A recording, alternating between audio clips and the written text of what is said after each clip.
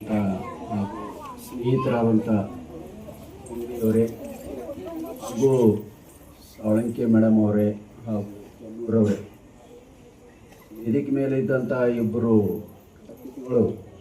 ನಮ್ಮ ಸ್ಟೂಡೆಂಟ್ ನನಗೆ ಹೇಳಕ್ಕೆ ಹೆಮ್ಮೆ ಅನ್ನಿಸ್ತದೆ ಇವತ್ತಿನ ದಿವಸ. ನಾನು ಕೂಡ ವೇದಿಕೆ ಹಂಚಿಕೊಂಡ್ರಲ್ಲ, ನನಗೆ ಭಾಳ ಹೆಮ್ಮೆ, ಭಾಳ ಸಂತೋಷ ಆಗಿದೆ ಇವತ್ತಿನ ದಿವಸ. ನನ್ನ ಕೈಯಾಗತಕ್ಕಂಥ ವಿದ್ಯಾರ್ಥಿನಿಯರು ಇವತ್ತಿನ ದಿವಸ ಇಂಥ ಒಂದು ಕಾರ್ಯಕ್ರಮ ಭಾಗವಹಿಸಿ ತಮ್ಮ ಅನಿಸಿಕೆಗಳನ್ನು ಸರ್ ಅದಾರ ಏನು ಮಾತಾಡ್ಬೇಕ್ರಿ ಅಂಜಿಕೆ ಬರ್ಲಾಗತ್ತ ಅನ್ಕೊತೇವೆ. ಒಂದು ಅರ್ಧ ತಾಸು ಮಾತಾಡಿದ್ರು ಸಾಳಂಕೆ ಮೇಡಮ್ ಅವರು ಅಷ್ಟೇ ಅದ್ರಿ, ಮಾತಾಡೋದು ಏನಿರಲ್ಲ. ಹುಡುಗರು ಭಾಳ ಇರೋದು ಪ್ರಯತ್ನ ಮಾಡ್ತಾ ಇರ್ಬೇಕಷ್ಟೇ. ನಾನು ಎಲ್ಲಿ ಮೊದಲು ಮಾತಾಡ್ತೀನಿ, ನನ್ನ ಸರ್ವಿಸ್ ನಮ್ಮದಿರೋದೇ ದೈಹಿಕ ಶಿಕ್ಷಣ. ನಮ್ಗೆ ಎಲ್ಲರಿಗೂ ಗೊತ್ತದ ಏನಿದ್ರು ಮೈದಾನದಾಗ ನನ್ನ ಕೆಲಸ. ಸ್ಟೇಜ್ ಮ್ಯಾಗ ನಾನು ಎಂದೂ ಹೋದವನಲ್ಲ.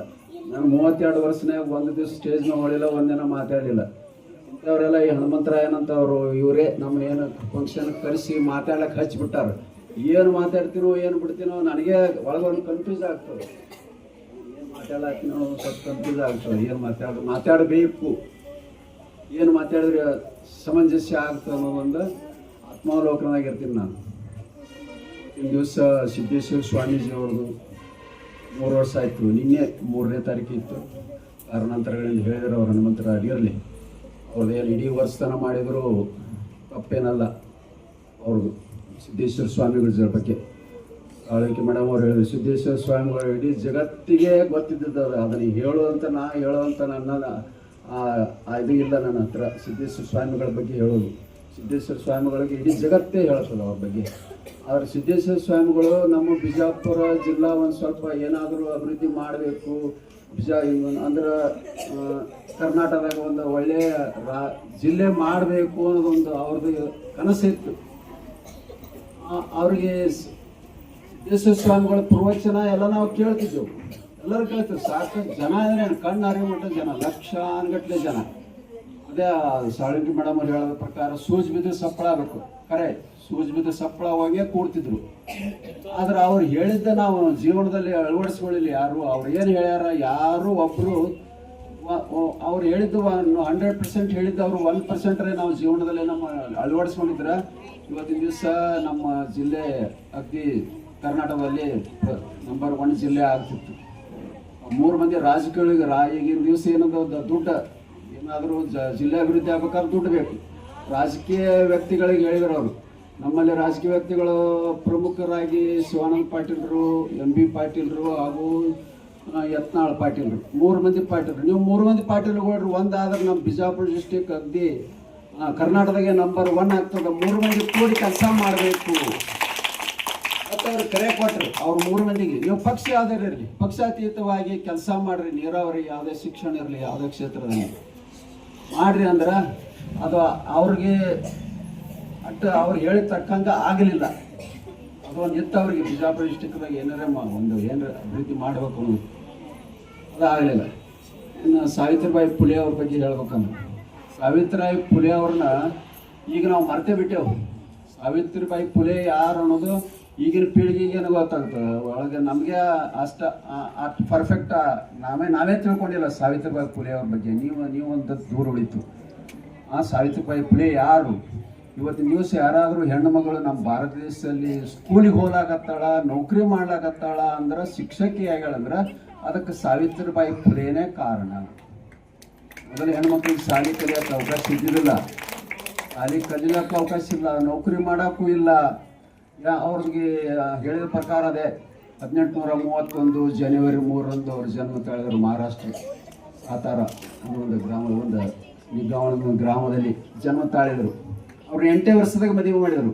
ಈಗ ನಡೀತಾವನ್ನ ಹೇಳ್ರಿ, ಕಾಯ್ದೆ ಕಾನೂನು ಭಾಷೆ ಈಗ ನಡೆಯಂಗಿಲ್ಲ. 8ನೇ ವರ್ಷಕ್ಕೆ ಅವ್ರಿಗೆ ಮದುವೆ ಮಾಡಿದರು. ಅವ್ರಿಗೆ ವಿದ್ಯಾಭ್ಯಾಸ ಕಡೆ ಭಾಳ ಒಲವಿತ್ತು. ಸಾವಿತ್ರಿಬಾಯಿ ಫುಲೆ ಅವರು ಭಾಳ ಒಲವಿತ್ತು. ಏನಾರ ಮಾಡ್ಬೇಕು, ನಾ ಕಲಿಬೇಕು ಅನ್ನೋದು. ಅದರ ಅವಕಾಶ ಇಲ್ಲ. ಈಗ ಬೇಕಾಟ ಅವಕಾಶ ಅದಾವ ನಿಮಗೆ, ಹಿಂಗೆ ಇದ್ದಿದ್ದಿಲ್ಲ ಅವಾಗ. ಅಂಥದ್ರಾಗೆ ತ್ರಾಸ ತೊಗೊಂಡು ಕಲಿತು ಮನೆಯಲ್ಲಿ ಬಡತನ ಇದ್ದರು. ಅವ್ರಿಗೆ ಅವ್ರ ಪತಿರ ಜ್ಯೋತಿರಾವ್ ಫುಲೆ ಅವರು ಸಹಾಯ ಮಾಡಿದರು. ಅವ್ರಿಗೆ ಈ ಹೆಣ್ಣು ಮಕ್ಕಳಿಗೆ ಶಾಲೆ ಕಲಿಸ್ಬೇಕಾದ್ರೆ ಮೊದಲು ಅವಾಗ ಹೆಣ್ಣು ಮಕ್ಕಳಿಗೆ ಗಂಡಸು ಮಕ್ಕಳು ಹೋಗಿ ಕಲಿಸುವಂಗಿದ್ದಿದ್ದಲ್ಲ, ನಿರ್ಬಂಧನೆಗಳಿದ್ದು. ಹಾಗಾದ್ರೆ ಹೆಣ್ಣು ಮಕ್ಕಳು ಶಾಲೆ ಕಲಿಬೇಕಾದ್ರೆ ಹೆಣ್ಣು ಮಗಳೇ ಶಿಕ್ಷಕಿ ಆಗಬೇಕು ಅಂದ್ರೆ ವಿದ್ಯಾವಂತಿ ಆಗ್ಬೇಕಂತ ತನ್ನ ಹೆಂಡ್ತಿನೇ ಅವ್ರು ತಯಾರು ಮಾಡಿದ್ರು. ಅವ್ರ ಹೆಂಡತಿಗೆ ವಿದ್ಯಾಭ್ಯಾಸ ಮನೆಯಾಗ ಕೊಟ್ಟರು, ಟ್ರೈನಿಂಗ್ ಕೊಟ್ಟರು. ಅವ್ರನ್ನ ಒಬ್ಬರ ಶಿಕ್ಷಕ ಆಗಿ ನಮ್ಮ ಭಾರತ ದೇಶದ ಪ್ರಥಮ ಮಹಿಳಾ ಶಿಕ್ಷಕಿ ಅಂದ್ರೆ ಸಾವಿತ್ರಿಬಾಯಿ ಫುಲೆ. ಅದು ಎಷ್ಟು ಮಂದಿಗೆ ಗೊತ್ತದ ಹೇಳ್ರಿ. ನಾವು ಶಿಕ್ಷಕರು ಸಾಕಷ್ಟು ಈಗ 50% ಶಿಕ್ಷಕರು, ನೀವು ಲೇಡೀಸ್ 50% ಶಿಕ್ಷಕರು.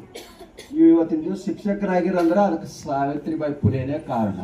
ಇವತ್ತು ಒಬ್ಬ ಹೆಣ್ಣು ಮಗಳು ಶಾಲೆಗೆ ಹೋಗ್ತಾಳ ಅಂದ್ರೆ ಸಾವಿತ್ರಿಬಾಯಿ ಫುಲೆನೇ ಕಾರಣ ಅಂತ ಹೇಳುತ್ತಾ, ಮತ್ತು ಇದು ಅಸ್ಪೃಶ್ಯತೆ, ವಿಧವಾ ಪದ್ಧತಿ, ಸತಿಯೊಡನೆ ಸಹಗಮನ, ಇವೆಲ್ಲ ಪದ್ಧತಿಗಳನ್ನು ಹೋಗಲಾಡ್ಸಕ್ಕೆ ಹೋರಾಡಿದ ಸಾವಿತ್ರಿಬಾಯಿ ಫುಲೆ. ಈಗ ಗಂಡ ಸತ್ರ ಗಂಡನ ಕೂಡ ಹೆಂಡತಿನೂ ಸಾಯ್ಬೇಕು, ಆ ಪದ್ಧತಿ ಅವಾಗಿದ್ದು. ಅದನ್ನೆಲ್ಲ ಹೋಗಲಾಡ್ಸ್ಲಕ್ಕ ಸಾವಿತ್ರಿಬಾಯಿ ಫುಲೆ ಅವರು ಬಹಳ ಪ್ರಯತ್ನ ಮಾಡಿದರು. ಮತ್ತು ದಲಿತರಿಗೆ ಮತ್ತು ನಿರ್ಗತಿಕರಿಗೆ ಎಷ್ಟೋ ಸ್ಕೂಲ್ಗಳನ್ನ ತೆಗೆದ್ರು ಅವರು. ಬರೀ ತಾವು ಶಾಲೆ ಕಲಿಯೋದು ಅಲ್ಲೇ ಶಿಕ್ಷಕರ ಆಗೋದಲ್ಲದೆ ಎಷ್ಟೋ ಸ್ಕೂಲ್ಗಳನ್ನ ತೆಗೆದು ಎಷ್ಟೋ ವಿದ್ಯಾರ್ಥಿಗಳಿಗೆ, ಲಕ್ಷಾನುಗಟ್ಟಲೆ ವಿದ್ಯಾರ್ಥಿಗಳಿಗೆ ವಿದ್ಯೆ ಆಗುವಂತ ಮಾಡಿದಂಥ ಸಾವಿತ್ರಿಬಾಯಿ ಫುಲೆ ಅವರ ಇವತ್ತಿನ ದಿವಸ ಏನು ಈ ಕಾರ್ಯಕ್ರಮ ಇಟ್ಕೊಂಡಾರಲ್ಲ ಹನುಮಂತರಾಯ ಅವರು, ಅವ್ರ ಹನುಮಂತರಾಯ ಅವ್ರ ಬಗ್ಗೆ ಏನು ಹೇಳ್ಬೇಕು ನಾವು, ಏನು ಹೇಳಿದ್ರು ಕಡಿಮೆನೆ.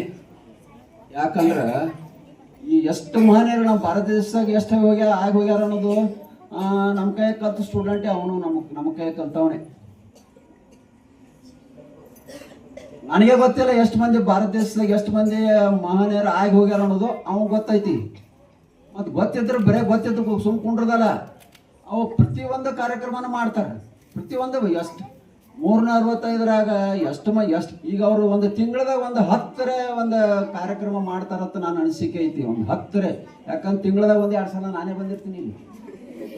ನಾನೇ ಒಂದು ತಿಂಗಳದಾಗ 2-3 ಸಲ ನಾನೇ ಬಂದಿರ್ತೀನಿ. ಅಂದ್ರೆ ಇವ್ರು ಎಷ್ಟು ಮಾಡ್ತಿರ್ಬೇಕು, ಕಾರ್ಯಕ್ರಮಗಳನ್ನು ಎಷ್ಟು ಮಾಡ್ತಿರ್ಬೇಕು, ಎಷ್ಟು ಪೇಷನ್ಸ್ ಬೇಕು, ಎಷ್ಟು ಆಸಕ್ತಿ ಬೇಕು, ಭಾಳ ಮುಖ್ಯ ಅದು. ಈಗ ನಮ್ಮ ಭಾರತ ದೇಶದಾಗ ಹೋದಂಥ ಒಬ್ಬೊಬ್ಬ ಮಹನೀಯರದು ಒಂದೊಂದು ಅವರಲ್ಲಿ ಮಾಡಿದಂಥ ಒಂದು ಕೆಲಸ, ಅವರ ಗುಣ, ನಿಮ್ಮಲ್ಲಿ ಅವರಲ್ಲಿ ಒಂದೊಂದೇ ಎಷ್ಟು ಮಂದಿ ಕಾರ್ಯಕ್ರಮ ಇವ್ರು ಮಾಡ್ತಾರೋ ಅವ್ರವ್ರದ್ದು ಒಂದೊಂದೇ ಗುಣಗಳನ್ನು ನೀವು ಅಳವಡಿಸ್ಕೊಂಡ್ರೆ ಅಂದ್ರೆ ನೀವು ಅತಿ ಆದರ್ಶ ವಿದ್ಯಾರ್ಥಿ ಆಗೋದಕ್ಕೆ ಹಾಗೇ ಆಗ್ತೀರಿ. 100ಕ್ಕೆ 100 ಆದರ್ಶ ವಿದ್ಯಾರ್ಥಿಗಳಾಗ್ತೀರಿ. ಒಂದೊಂದೇ ಗುಣ ಅವ್ರು ಅಳವಡಿಸ್ಕೊಂಡ್ರೆ ಸಾಕು ನಮಗೆ. ಇವತ್ತಿನ ದಿವಸ ನಾವು ಸಾವಿತ್ರಿಬಾಯಿ ಫುಲೆ ಅವ್ರದ್ದು, ಸಿದ್ದೇಶ್ವರ ಸ್ವಾಮೀಜಿ ಅವ್ರದ್ದು ಮಾಡಾಕ್ತೇವೆ ಕಾರ್ಯಕ್ರಮ. ಅವರಲ್ಲಿ ಇರತಕ್ಕಂಥ ಒಂದೊಂದು ಗುಣ ನಾವು ಆಸ್ಕೊಂಡ್ಬಿಟ್ರೆ ಸಾಕು, ಭಾಳ ಬೇಡ. ಹೇಳೋದು ಸರಳ ಅದ, ಮಾಡೋದು ಕಷ್ಟ ಅದ. ಈಗಿನ ದಿವಸ ಈಗಿನ ಕಾಯ್ದೆ ಕಾನೂನು ಒಳಗೆ, ಈಗಿನ ಜನಸಂಖ್ಯೆ ಒಳಗೆ ಅದು ಕಷ್ಟ ಐತಿ, ನಾವು ಒಪ್ಕೋತೀನಿ. ಆದ್ರೆ ಒಂದೊಂದೇ ನೀವು ನಿಮ್ಮಲ್ಲಿ ಅಳವಡಿಸ್ಕೊಂಡ್ರೆ ನೀವು ಒಳ್ಳೆಯ ವಿದ್ಯಾರ್ಥಿಗಳಾಗ್ತೀರಿ. ನೀವು ಒಳ್ಳೆ ಮತ್ತು ನಮ್ಮ ಹನುಮಂತರಾಯರ ಒಳ್ಳೆಯ ವಿದ್ಯಾರ್ಥಿಗಳೇ ಆಗ್ತೀರಿ ನೀವೆಲ್ಲರೂ. ಅವ್ರು ಇಷ್ಟೆಲ್ಲ ಶ್ರಮ ವಹಿಸಿ ಮಾಡಿದ್ದಕ್ಕೂ ಸಾರ್ಥಕ ಆಗ್ತದಂತ ನಾನು ಈ ಸಂದರ್ಭದಲ್ಲಿ ಹೇಳಕ್ಕೆ ಇಷ್ಟಪಡ್ತೀನಿ. ಮತ್ತು ನಾನು ಏನಾದರೂ ಮಾತಾಡ್ಬೇಕಾದ್ರೆ ಒಂದು ಮೌಲ್ಯಗಳ ಬಗ್ಗೆ ವಿದ್ಯಾರ್ಥಿಗಳಿಗೆ ಮಾರಲ್ ನೈತಿಕ ಪಾಠ ಅದು. ನಾವಿದ್ದಾಗ ಅವಾಗೆಲ್ಲ ನೈತಿಕ ಪಾಠ ತಗೋತಿದ್ವಿ, ಒಂದು ಪೀಡೆ ತಗೋತಿದ್ವು. ಒಂದು ಪೀಡೆ ಇತ್ತು ನಮಗೊಂದು ನೈತಿಕ ಪಾಠ, ಅದನ್ನು ನನಗೆ ಕೊಟ್ಟು ಬಿಟ್ಟಿದ್ರು. ನೈತಿಕ ಪಾಠ ಅಂದ್ರೆ ನೈತಿಕ ಮಟ್ಟ ಖುಷಿಲಾಗ್ತದೆ. ಇವತ್ತಿನ ದಿವಸ ಈ ಮೊಬೈಲ್ ನಾವು ಎಲ್ಲರೂ ಅಡಿಕ್ಟ್ ಆಗ್ಯಾವ. ಮೊಬೈಲ್ ಎಲ್ಲರ ಕೈಯಾಗ ಮೊಬೈಲ್. ಇಲ್ಲಿ ಕ್ಲಾಸಿಗೆ ಬರೋರು ಯಾರು ಮೊಬೈಲ್ ಹಿಡಿಲಕ್ಕಿಲ್ಲ ಅಂತ ನನಗೆ ಅನಿಸ್ತದೆ. ಯಾಕಂದ್ರೆ ಅವ್ರ ನಿರ್ಬಂಧದ ಅವರು ಮೊಬೈಲ್ ಹಿಡಿಲಕ್ಕಿಲ್ಲ. ಆದ್ರೆ ಮೊಬೈಲ್ಗೆ ಹೆಚ್ಚು ಅಡಿಕ್ಟ್ ಆಗ್ತೀರಿ. ಆ ಮೊಬೈಲ್ನಿಂದ ದೂರ ಇರಬೇಕು. ಒಂದೊಂದು ಮೌಲ್ಯಗಳನ್ನೇ ಬೆಳೆಸ್ಕೋಬೇಕು ನಾವು. ಮೌಲ್ಯಗಳು ಸಾಕಷ್ಟು ಮೌಲ್ಯಗಳದಾವು. ಸಂಸ್ಕಾರ ಬರಬೇಕಾದ್ರೆ ಮೌಲ್ಯಗಳು ನಮಗೆ ಬೇಕು. ಒಂದೇ ಒಂದು ಮೌಲ್ಯದ ಬಗ್ಗೆ ನಾನು ಹೇಳಿ ನನ್ನ ಮಾತನ್ನು ಮುಗಿಸ್ತೀನಿ.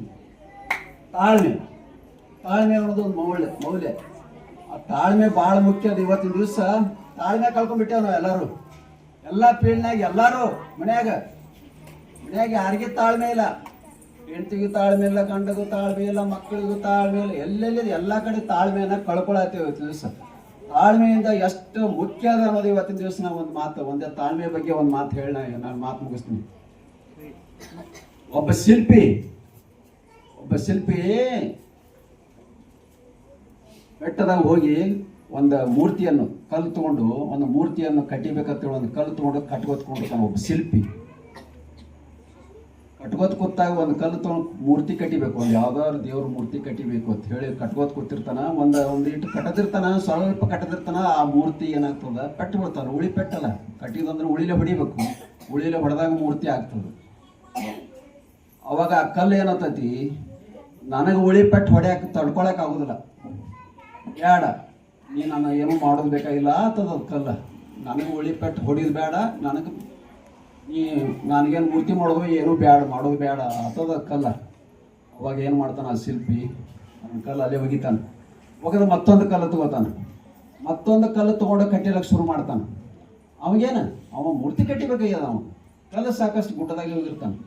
ಮತ್ತೊಂದು ಕಲ್ಲು ಕಟ್ಟಿತಾನ, ಒಂದು 25% ಮುಕ್ಕಾಲು ಒಂದು ಭಾಗ ಕಟ್ಟಿದಿರ್ತಾನ. ಆ ಕಲ್ಲನ್ನು ನನಗೂ ಉಳಿ ಪೆಟ್ಟು ತಡ್ಕೊಳಕ್ಕಾಗೋದಿಲ್ಲ, ನನ್ನೂ ಬೇಡ, ನನ್ನೂ ಕಡಿಬೇಡ ಆತದು ಕಲ್ಲು. ಅದನ್ನು ಒಗಿತಾನೆ ಕೆಳಗೆ. ಮತ್ತೊಂದು ಕಲ್ಲು ತಗೋತಾನೆ, ಮತ್ತೊಂದು ಕಲ್ಲು ತೊಗೊಂಡು ಕಟ್ಟಿಲೆ ಶುರು ಮಾಡ್ತಾನೆ. ಅದು ಉಳಿ ಏಟು, ಮತ್ತೆ ಪೆಟ್ಟು ಬೀಳುವಲ್ಲ. ಉಳಿ ಏಟು ಅಂದ್ರೆ ನಿಮ್ಗೆ ಶಿಕ್ಷಕರು ಹೊಡಿತಾರಿಲ್ಲ, ಬೇಯ್ತಾರಿಲ್ಲ, ಅದೇ ಉಳಿ ಏಟ. ಉಳಿ ಏಟು ಬೀಳ್ತಿರ್ತಾವ ಮ್ಯಾಲ. ಹಂಗೆ ಅಂದಾಗ ಮೂರ್ತಿ ಆಗ್ಬೇಕಲ್ಲ, ಸುಂದರವಾದ ಮೂರ್ತಿ ಆಗ್ಬೇಕು. ಅದ್ರಾಗ ಎಷ್ಟು ಹೆಚ್ಚು ಉಳಿ ಏಟು ಬೀಳ್ತಾವ ಅಷ್ಟು ಸುಂದರವಾದ ಮೂರ್ತಿ ತಯಾರಾಗ್ತತಿ. ಅವಾಗ ಆ ಕಲ್ಲು ವಿಚಾರ ಮಾಡ್ತದೆ, ಈಗ ನಾನು ಅವ್ರ ಗತ್ಲೆ ನನಗೂ ಹೊಡಿಬೇಡ, ನನಗೂ ಆ ಉಳಿ ಏಟು ತಡ್ಕೊಳಕ್ ಆಗೋದಿಲ್ಲ ಅಂದ್ರ ನನ್ನ ಹೋಗೋದು ಮತ್ತೊಂದು ಕಲ್ಲು ತಗೋತಾರ ಅವ್ರು. ಅದಕ್ಕೆ ನಾ ಏನೋ ಹೇಳಬೇಡ, ಬೇಕಾಟ್ ಪೆಟ್ಟು ಬೆಳಿ, ಬೇಕಾಟ್ ತ್ರಾಸ ಅಲ್ಲಿ ನನಗೆ ಅಂತ ಹೇಳಿ ಅದು ಸುಮ್ಮನೆ ಇರ್ತದೆ ಕಲ್ಲು. ಅವಾಗ ಆ ಶಿಲ್ಪಿ ಒಂದು ಸುಂದರವಾದ ಮೂರ್ತಿಯನ್ನು ತಯಾರು ಮಾಡ್ತಾನೆ, ಒಂದು ದೇವರ ಮೂರ್ತಿ ತಯಾರಾಗ್ತದೆ. ಸುತ್ತಮುತ್ತ ಮಂದಿ ಎಲ್ಲ ಬಂದು ನೋಡೋಕೆ ಶುರು ಮಾಡ್ತಾರೆ, ಆ ಮೂರ್ತಿಯನ್ನು ನೋಡ್ತಾರೆ, ಪ್ರಸಿದ್ಧ ಆಗ್ತದೆ. ಈ ಮೂರ್ತಿಯನ್ನು ಹಿಂಗೆ ಬಿಡೋದು ಬೇಡ, ಏನಾದರೂ ಮಾಡಿ ಒಂದು ಗುಡಿ ಕಟ್ಟಿ ಈ ಮೂರ್ತಿಯನ್ನು ಪ್ರತಿಷ್ಠಾಪನೆ ಮಾಡೋಣ ಅಂತ ಅಲ್ಲಿ ಎಲ್ಲ ಇದ್ದಂಥ ಸಾಕಷ್ಟು ಜನ, ಲಕ್ಷಾನುಗಟ್ಟಲೆ ಜನ ಕೂಡಿ ಆ ಮೂರ್ತಿಯನ್ನು ಒಂದು ಗುಡಿ, ಸುಂದರವಾದ ಒಂದು ದೇವಾಲಯ ತಯಾರು ಮಾಡಿ ಆ ಮೂರ್ತಿಯನ್ನು ಪ್ರತಿಷ್ಠಾಪನೆ ಮಾಡ್ತಾರೆ. ಸಾಕಷ್ಟು ಈ ಸುಮಂಗಲಿಯರ ಮುಖಾಂತರ ಮತ್ತು ವಾದ್ಯಗಳ ಮುಖಾಂತರ ಮೆರೆಸ್ಕೋತ ಬಂದು ಆ ಮೂರ್ತಿಯನ್ನು ಪ್ರತಿಷ್ಠಾಪನೆ ಮಾಡ್ತಾರೆ. ಪ್ರತಿದಿನ ಪುರಸ್ಕಾರ ನಡೀತಾವ ಅಲ್ಲಿ, ಮತ್ತು ಇವು ದಾಸೋಹಗಳು ನಡೀತಾವ. ಆ ಗುಡಿ ಎಲ್ಲ ಕಡೆ ಪ್ರಸಿದ್ಧ ಆಗ್ತದೆ. ಪ್ರಸಿದ್ಧ ಆದಾಗ ಇವು ಕಲ್ಲು ಏನಿರ್ತಾವಲ್ಲ, ಇವೆರಡು ಕಲ್ಲು ಅರ್ಧಂಬರ್ಧ ಕಟ್ಟೋದು ಹೋಗದಿರ್ತಾರಲ್ಲ ಕಲ್ಲುಗಳು, ಅವ್ರನ್ನ ಆ ಗುಡಿ ಕಟ್ಟಾಗ ಅಲ್ಲಿ ಏನು ಮಾಡಿರ್ತಾರೆ ಅಲ್ಲೇ ಬಿದ್ದಿರ್ತಾವು. ಆ ಎರಡೇ ಕಲ್ಲ, ಒಂದು 25% ಕಟ್ಟಿದಂತ ಹೇಳಿದ್ನಲ್ಲ, ಆ ಕಲ್ಲನ್ನು ಏನು ಮಾಡಿರ್ತಾರ ಅವರು, ಆ ಗುಡಿ ಕಟ್ಟಾಗ ಕಂಬಕ್ಕೆ ಹಾಕಿರ್ತಾರೆ, ಕಂಬದಾಗ ಮಾತ್ರ ಹಾಕಿರ್ತಾರೆ ಅದಕ್ಕೆ ಕಲ್ಲ. ಇನ್ನೊಂದು ಸ್ವಲ್ಪ ಒಂದು 4-5 ಉಳಿ ಏಟು ಹೊಡೆದಾಗೆ ನನಗೆ ಏನು ಬೇಡ ಅಂತ ಏನು ಹೇಳಿರ್ತದ ನಮ್ಮ ಕಲ್ಲ. ಆ ಕಲ್ಲ ಏನು ಆ ಪೌಂಟನಿಗೆ ಏರ್ ಬರ್ತಿರ್ತಾರಲ್ಲ, ಆ ಪೌಂಟನಿಗೆ ಮೇಲೆ ಹಾಕಿರ್ತಾರೆ ಕಲ್ಲನ್ನು. ಅವಾಗ ನಾವು ಈ ಉಳಿ ಏಟು ಹೊಡಿವತ್ನಾಗ ಸುಮ್ಮ ಕೂತಿದ್ರ ನಾವೇ ಮೂರ್ತಿ ಆಗ್ತಿದ್ದೆವು. ಈಗ ನಾವು ಅದನ್ನು ತಡ್ಕೊಳ್ಳಿಲ್ಲ, ನಾ ಕಂಬ ಇದೆ ಮತ್ತು ಅವ್ರು ಸಾವಿರಾರು ಮಂದಿ ಆ ಮೂರ್ತಿ ತಡ್ಕೊಂಡಿದ್ದಕ್ಕೆ ಪೂಜೆಗಳು ಬರ್ಲಾಕತ್ತು. ಆದ್ರೆ ನಾನು ತಡ್ಕೊಳ್ಳಿಲ್ಲ, ಉಳಿ ಏಟು ತಡ್ಕೊಳ್ಳಿಲ್ಲ. ಇವತ್ತಿನ ದಿವಸ 1000 ಮಂದಿ ನಾನು ತುಳಿದು ಹೋಗ್ಲಾಕತ್ತಾರ. ಅಲ್ಲಿ 1,00,000 ಮಂದಿ ಏನೋ ನಮಸ್ಕಾರ ಮಾಡಾಕ ಆ ಮೂರ್ತಿಗೆ ಹೋಗ್ತಾರ, ಆ 1,00,000 ಮಂದಿನೂ ನಾನು ತುಳಿದು ಹೋಗ್ಲಾಕತ್ತಾರ. ಅದಕ್ಕೆ ತಾಳ್ಮೆ ಬೇಕು. ಇದ್ರ ಅರ್ಥ ಇಷ್ಟೇ, ತಾಳ್ಮೆ ಬೇಕು. ತಾಳಿದವರು ಬಾಳೆಯವರು ಅಂತ ಕೇಳ್ತಿರ್ಲ, ಅದಿಲ್ಲ ಇದಿಲ್ಲ, ತಾಳಿದವರು ಬಾಳೆದವ್ರು ಅಂತೀವಿ. ಬರೀ ಅನ್ನೋದಲ್ಲ, ನಮ್ಮ ಜೀವನದಲ್ಲಿ ನಾವು ಅಳವಡಿಸ್ಬೇಕು. ಈ ಮಾತು ಹೇಳಿದ್ನಂದ್ರೆ ತಾಳ್ಬೇಕು, ತಾಳ್ಮೆ ಇರಬೇಕು. ಏನಾದರೂ ಆಗ್ತಿರ್ತಾವೆ ಹೆಚ್ಚು ಕಡಿಮೆ. ತಾಳ್ಮೆಯಿಂದ ಇದ್ದು ನೀವು ಈ ಹನುಮಂತರಾಯ ಇಂಥ ಕಾರ್ಯಕ್ರಮ ಮಾಡ್ತಿರ್ತಾರ, ನಿಮ್ಗೆ ಒಳ್ಳೆ ಡಿಸಿಪ್ಲಿನ್ ಅದ. ನಾನು ನೋಡ್ತಿರ್ತೀನಿ, ಇಲ್ಲಿ ಟ್ಯೂಷನ್ ಮಾಡಿ ಸಂಜೆ ಮುಂದೆ ಹೋಗ್ತಿರ್ತಾರಲ್ಲ ಇವರು, ಸಾಯಂಕಾಲ ಈ ಕಡೆ ಹೋಗ್ತಿರ್ತಾರಲ್ಲ, ಈ ಕಡೆ ಕೆಳಗಡೆ ನಮ್ಮ ಮನೆ ಕಡೆ ಹೌದಲ್ಲ, ಅಲ್ಲಿ ಲೈನ್ ಹಿಡಿದು ಹೋಗ್ತಿರ್ತಾರ ನೋಡ್ರಿ. ನನಗೆ ವಂಡರ್ ಆಯ್ತು. ನಾನು ನಿಜವಾಗಿ ಹನುಮಂತರಾಯರನ್ನು ಮೆಚ್ಕೋತೀನಿ. ನಾನು ಇವತ್ತಿನ ದಿವಸ ಅವ್ರು ಕೆಲಸ ಮಾಡಿದ್ದಕ್ಕೆ ನಾವು ಅವ್ರಿಗೆ ಧನ್ಯವಾದ ಹೇಳಬೇಕು ಇವತ್ತಿನ ದಿವಸ. ಯಾಕಂದ್ರೆ ನಾನು ನೋಡ್ಬೇಕಾಗಿ ಅಲ್ಲಿ ನಮ್ಮ ಮನೆ ಮುಂದೆ ಇಲ್ಲಿ ಇವ್ರ ಮನೆ ಇಲ್ಲಿ ಟ್ಯೂಷನ್ ಮುಗಿಸಿ ನಮ್ಮ ಮನೆ ಮುಂದೆ ನಾನು ಮನ್ಯಾಗ ಕೂತಾಗ ನೋಡ್ತಿರ್ತೀನಿ. ಅಲ್ಲೇ ಇವ್ರು ಎಲ್ಲರೂ ಹುಡುಗರು ಯಾಕೆ ಈ ಜೊತೆ ಅಡ್ಡಾಡ್ತಾರ ನೋಡ್ತಿರ್ತೀನಿ. ಹಂಗೆ ಹೊರಗೆ ನೋಡ್ತಿರ್ತೀನಿ. ವಿದ್ಯಾರ್ಥಿಗಳು ಒಂದು 8-10 ಮಂದಿ ಇರ್ತಾರ, ಸಿಂಗಲ್ ಲೈನ್ ಹೋಗ್ತಿರ್ತಾರ ಅವ್ರ ದಂಡೆ ಹಿಡಿದು. ಇಲ್ಲೇ ತಿಳಿತದ ಅವ್ರು ಎಷ್ಟು ಅವರ ಒಂದು ಅದು ಅವ್ರಿಗೆ ಪ್ರಯತ್ನ ಮಾಡಿ ಅವ್ರನ್ನ ಒಳ್ಳೆ ದಾರಿ ತರಬೇಕಂತ ಪ್ರಯತ್ನ ಮಾಡತ್ತಾರ. ಅವ್ರಿಗೆ ಇನ್ನಷ್ಟು ದೇವರ ಆರೋಗ್ಯ ಐಶ್ವರ್ಯ ಪಟ್ಟು ಕಾಪಾಡಲಿ ಮತ್ತು ಇನ್ನಷ್ಟು ಶಕ್ತಿ ಕೊಡಲಿ. ಇನ್ನಷ್ಟು ಹಿಂದಿದ್ದ ಕಾರ್ಯಕ್ರಮಗಳು ಮಾಡುವಂಥ ಅವ್ರಿಗೆ ಒಂದು ಶಕ್ತಿ ಆ ದೇವರ ಭಗವಂತ ಕೊಡಲಿ ಅಂತ ಹೇಳುತ್ತಾ ಈ ಕಾರ್ಯಕ್ರಮದಲ್ಲಿ ಕರೆದು ನನಗೂ ಒಂದು 2 ಮಾತನಾಡೋ ಅವಕಾಶ ಮಾಡಿಕೊಟ್ಟೆ ಎಲ್ಲರಿಗೂ ನಮಸ್ಕರಿಸಿ ನಾನು 2 ಮಾತು ಮುಗಿಸ್ತೇನೆ. ಜೈ ಹಿಂದ್, ಜೈ ಕರ್ನಾಟಕ.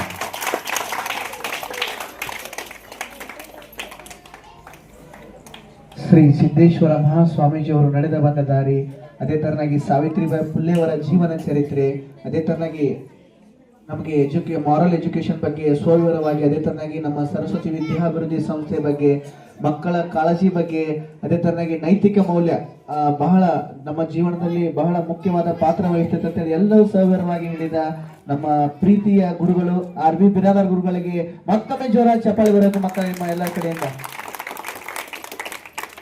ಅದೇ ತರನಾಗಿ ಈ ಒಂದು ವೇದಿಕೆಯಲ್ಲಿ ಅಧ್ಯಕ್ಷತೆ ಸ್ಥಾನವನ್ನು ವಹಿಸಿಕೊಂಡಂತ ಶ್ರೀಕಾಂತ್ ಗೊಂಗಡಿ ಸರ್ ಅವರು ಸಾವಿತ್ರಿಬಾಯಿ ಫುಲೆಯವರನ್ನು ಉದ್ದೇಶಿಸಿ, ಸಿದ್ದೇಶ್ವರ ಮಹಾಸ್ವಾಮೀಜಿ ಅವರನ್ನು ಉದ್ದೇಶಿಸಿ, ಅದೇ ತರನಾಗಿ ಈ ಒಂದು ಸರಸ್ವತಿ ವಿದ್ಯಾಭಿವೃದ್ಧಿ ಸಂಸ್ಥೆಯನ್ನು ಉದ್ದೇಶಿಸಿ ಮಕ್ಕಳ ನೈತಿಕ ಮೌಲ್ಯದ ಬಗ್ಗೆ ಇನ್ನೊಂದು ಸ್ವಲ್ಪ ಏನಾದರೂ ಮಕ್ಕಳಿಗೆ ಮೋಟಿವೇಶನ್ ಮುಖಾಂತರ ಅವರನ್ನು ಸಾಧನೆ ಹಾದಿಯಲ್ಲಿ ತರಬೇಕಾಗಿ ಒಂದೆರಡು ಮಾತನಾಡಿ ತಿಳಿಸಬೇಕಾಗಿ ತಮ್ಮಲ್ಲಿ ವಿನಂತಿ ಮಾಡಿಕೊಳ್ತಾ ಇದ್ದೇನೆ. ಸರ್ ಬರಲಿ ಮಕ್ಕಳನ್ನು ಸಲ ಜೋರಾದ ಚಪ್ಪಾಳೆ.